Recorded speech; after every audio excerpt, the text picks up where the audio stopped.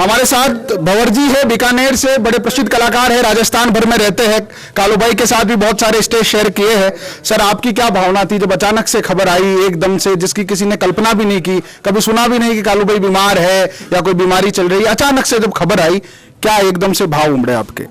भाव ऐसे हैं कि वो हमारे परिवार के सदस्य थे, एक सच्चा कलाकार हमारे राजस्थान से चला गया। जब पता चला, मैं बाहर था और एकदम से ऐसा लगा कि मेरे घर का सदस्य, मेरा बड़ा भाई आज दुनिया से चला गया। ये तो ज़िंदगी की सच्चाई है, आया सो जाएगा। लेकिन राजस्थान कला जगत को बहुत बड़ा एक झटका लगा है और खूब मंच साथ में किया। मैंने तो खूब लगभग 20-22 साल से मेरे संपर्क थे और साथ में खूब कार्यक्रम किए कालू भाई के। तो उनके चरणों में मैं कोटि कोटि प्रणाम करता हूँ। मेरे गुरु तुल्य थे वो। और हिंदुस्तान के बड़े बड़े फनकारों के भाई साहब फ़ोन आए, यहाँ तक के मैं रियल बता रहा हूँ, मास्टर सलीम साहब के भी फोन है। उन्होंने जब पोर्ट से देखी राजस्थान के आर्टिस्टों का देखा तो बोले ये कालू भाई, बोले भंवर भाई। इंडियन आइडल के अंदर जो उनके शिष्य सवाई भट्ट ने भी एक श्रद्धांजलि दी, हालांकि उनका भी रियलिटी शो बाकी है। आपने जैसा कहा, लगभग पूरे भारतवर्ष के कलाकारों के अंदर शौक है। दिल्ली से हमसर हयात भाई का फोन आया, वो उन्होंने मेरा एक वीडियो, कालू भाई का मेरा वीडियो है यूट्यूब पे, उन्होंने देख रखा था। तो उनका पता चला तो उन्होंने फ़ोन किया कि कालू भाई। मैंने कहा हाँ। बोले यार बहुत अच्छे आर्टिस्ट है। राजस्थान के सब कलाकारों ने पोस्टें लगाई, पूरा शौक की लहर हो गई। उन्होंने भी श्रद्धांजलि दी है, हमसर हयात भाई ने, मास्टर सलीम जी ने, और सब ये जितने भी जो कलाकार आए हैं हमारे बड़े भाई थे। मैं उनके चरणों में एक बार फिर कोटि कोटि प्रणाम करता हूँ। नमस्कार भाई। सर बोलो। नमस्कार। कालू इस गांव के लिए कालू ने क्या किया है वो आप सब देख रहे हो। बिल्कुल। पहले हमारा बिखरनिया गांव, हम किसी को कहते थे भाई गांव कौन सा बिखरनिया, तो लोग पूछते थे बीकानेर तो नहीं है आपका? तो नहीं, बीकानेर नहीं, बिखरनिया कला है। अब कहीं भी जाते हैं, पूरा राजस्थान के अंदर कहीं भी जाते हैं, बाहर out of Rajasthan, even out of Rajasthan कहीं भी जाते हैं, गांव बताते हैं बिखरनिया, तो तुरंत उनका रिस्पॉन्स ये होता है, कौन सा कालू राम जी वाला? ये स्टेटमेंट होते थे, ऐसे भाव होते थे। भवानी सिंह जी, आप आखिरी क्षणों में कालू भाई के साथ में थे। बहुत सारे लोगों ने ये खबर सुनी तो स्तब्ध रह गए कि कालू भाई नहीं रहे। कुछ लोगों ने माना भी नहीं, इधर उधर फोन आए, हमारे पास इंटरव्यू था, हमने भी दादा फैन क्लब्स के लोगों से बातचीत की। उनका देहांत किस वजह से हुआ, ये एक अफवाह का विषय है, अभी तक लोगों को नहीं, खासकर उनके जितने फैंस है सुनने वाले, उनको बताइए कि रीजन क्या रहा। उनका रीजन लास्ट मोमेंट में उनको हार्ट का अटैक आया था और सडन अटैक हुआ, सडन कोलैप्स हुआ, विद इन 10 मिनट्स एक्सपायर हो गया। 10 मिनट पहले तक एकदम ओके था और शायद खूब फोन भी आए थे हमारे। 9 बजे करीब उनके ससुर जी है मिर्गानेनी वाले, वो भी गए थे, वो भी मिलके आए थे उनसे। और वो नीचे आते हैं, मैं पूछा उनको कैसे भाई, क्यों ठीक है।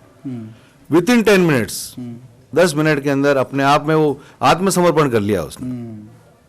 आप तो इसी गांव के हैं? हाँ, इसी गांव। तो आपने तो उनका बचपन भी देखा है, उनकी जवानी देखी है, उनके जब शोहरत के दिन थे, जब पूरा राजस्थान भर कालूराम बिखरनिया का नाम गाता था। यही तो बड़ी खासियत है उस आदमी में कि वो एक सामान्य तरह, एक सिंपल आदमी की तरह रहता था।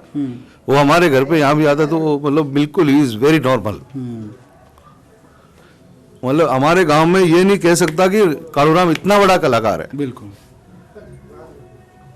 चलिए, ये भावुकता के क्षण हैं, भवानी सिंह जी भावुक होने लग गए हैं। आते जितने भी और कलाकार हमको मिलेंगे, हम उनके भी इंटरव्यू आप सब लोगों को दिखाते रहेंगे।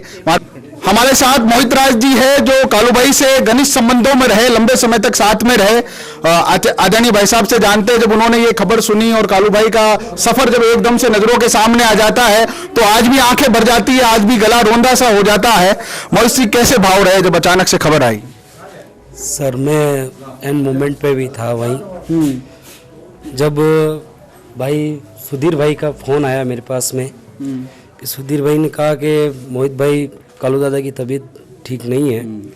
तो मैं और ब्यावर से मेरा भाई सुधीर और देवेंद्र जी सोलंकी, तो हम वहाँ जयपुर गए। मेरा ऊपर उनका इतना आशीर्वाद रहा है कि मैं उनके लिए क्या बखान करूं, क्योंकि इस संगीत लेन में मुझे लेने आए वो मेरे घर पे। जब मेरे गांव में रामलीला चल रही थी तो रामलीला में वो मेरे को लेके गए थे। कुड़ी की रामलीला चलती थी, पप्पू जी कुड़ी की, उसमें मुझे लेके गए। संगीत के बारे में मुझे कुछ पता नहीं था, उन्होंने मुझे संगीत की दुनिया में बहुत सी चीज़ें बताई है। और मेरे ऊपर भाई सुधीर जी के ऊपर इतना आशीर्वाद रहा है कि एंड मोमेंट पे अगर दादा ऑपरेशन थिएटर में जा रहे हैं, उससे पहले मेरी 1 घंटा 10 मिनट बात हुई थी। अच्छा, और उन्होंने मुझे बहुत बातें क्या कहा बताई। आखिरी क्षणों में कालूराम जी? आखिरी क्षण कैसे थे उनके? आखिरी क्षण यही थे उनके के टाइम पे तैयार हो जाएंगे, फिर बाद में तू और मैं साथ कार्यक्रम करेंगे। पूना का कार्यक्रम ले रखा था, विश्वकर्मा जयंती का, उसके बारे में भी जिक्र हुआ, घर के बारे में भी जिक्र हुआ। और मेरे बारे में तो वो बहुत ज़्यादा सोचते थे, मुझे बहुत अच्छा गाइड करते थे, वो अच्छी सलाह देते थे। और बहुत बड़े उपकार है मेरे ऊपर उनके, जितना कि एक छोटे भाई पे, अपना बच्चे पे है, जितना उनका मेरे ऊपर उपकार भजन है। इंडस्ट्री से आप जुड़े हुए, इंडस्ट्री में बहुत सारे लोग आए भी थे, अभी पीछे किसी कार्य से होंगे, कितने सारे लोगों ने सहयोग किया है?